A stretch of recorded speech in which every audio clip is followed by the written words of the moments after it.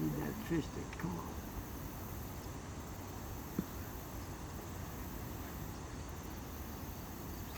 Now he's talking No, only the really cool ones. about Yeah. cool ones. Yeah, that's what Jacob's Coolest. list of the cool ones. Black Skoda.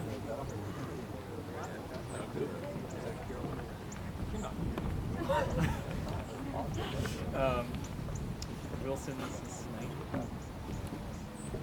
Wilson, we were like, okay, Are you kidding me with this? Like, I don't know. Alright, I'm just gonna take a step back from here now. Don't get involved. Yeah.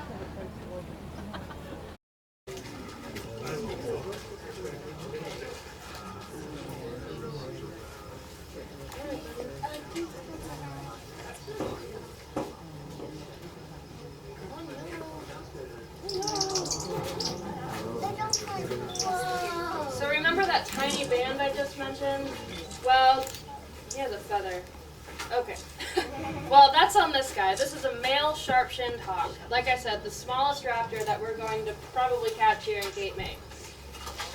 It's a member of the accipiter group, and accipiters are known for being pretty quick flyers, but they're very agile, can turn on a dime, and the key is they can fly through habitats such as that.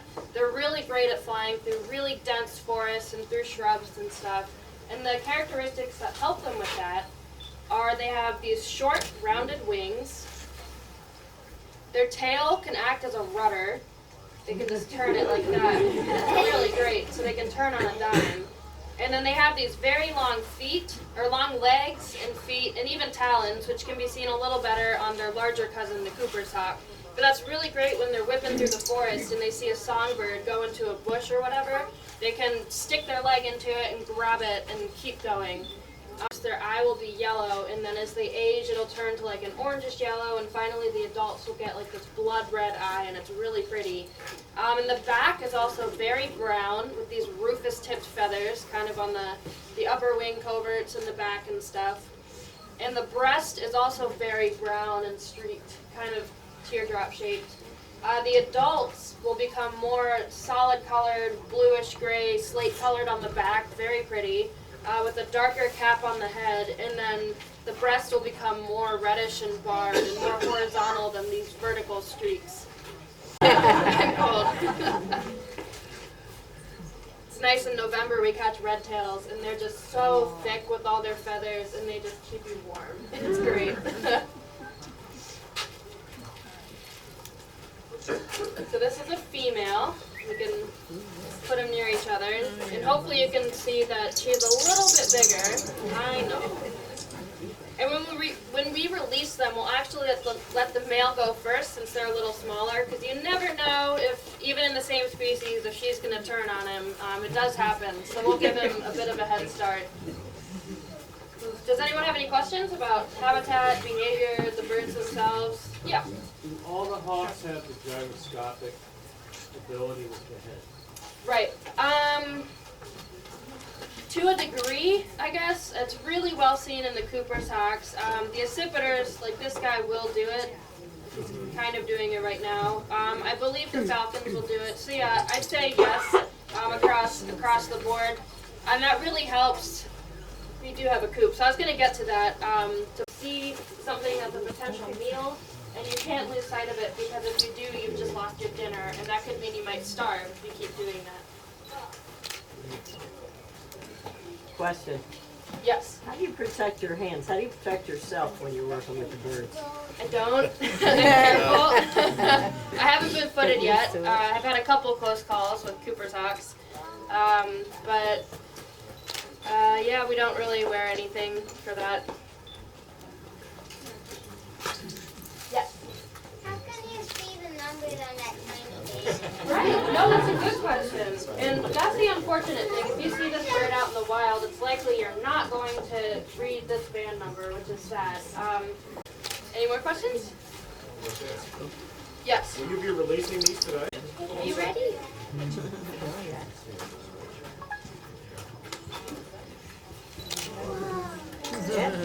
Gone. All right. Do you want to hold on to her for? Okay. So Sharpie for just a bit longer so you can compare them.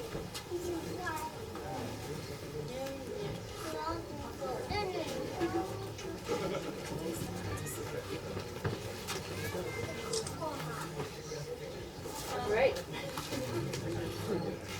Get your foot out.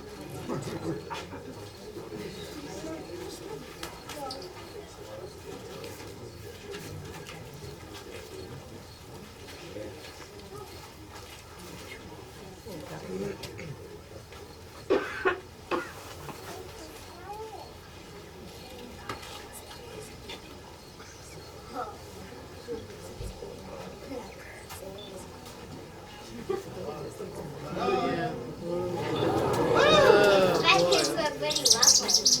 I know. So this is a male Cooper's hawk. I mentioned that he's the larger cousin of these sharpshins, and they look very similar. These two species are probably one of the most difficult, for a lot of people, one of the most difficult birds to ID just in the field. There is a pretty big size difference even between the male coop, which is the smaller of the two coops, and the female Sharpie.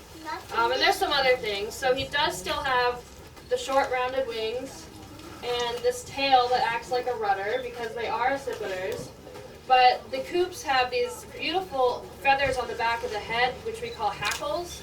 And they often raise them, which you don't really get at all in the Sharpies, and even the goshawks, which are even the larger cousins to the coops.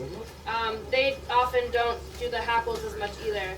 And another thing is, the face of the Sharpie just seems like it's all eye. They have very bulbous eyes that take up most of their face. But on the coop, you can see the eyes are much more smaller in comparison to the rest of the head. So the Sharpies always look a little derpy to me, but they're really cute, so it's okay. Tipped feathers, and the breast is brown and streaky. So like I said, the adults will become more bluish, slate, grayish on the back. You'll get a dark cap on the head, and the breast will become more reddish and barred.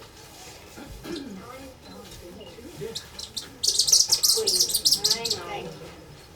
Any questions about this bird? Still similar habitat. They nest in coniferous forests. They love pine trees, about midway or so up a pine tree. And they love the dense forests and the shrubs and stuff, and they do eat small songbirds. One interesting thing is, at least from our observational experience based on this project, they used to have a lot of sharp-shinned hawks coming through and not as many Coopers, and that seems to have flip-flopped. Now we see tons of Cooper's hawks and not as many Sharpies. And we're not entirely sure why. However, if a lot of you have bird feeders and like to do some backyard birding right on your property, you may have seen these guys around. It's probably the first raptor you're going to see near your bird feeders. And that's simply because they like eating songbirds, and you're basically creating a buffet for them, which isn't